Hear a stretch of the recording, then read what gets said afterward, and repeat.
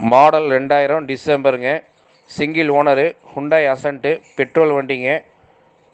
Full option. AC, power steering, power window, central lock வந்துடும். LPG tank endorsement இருக்குங்க. Tank கழட்டிட்டாங்க.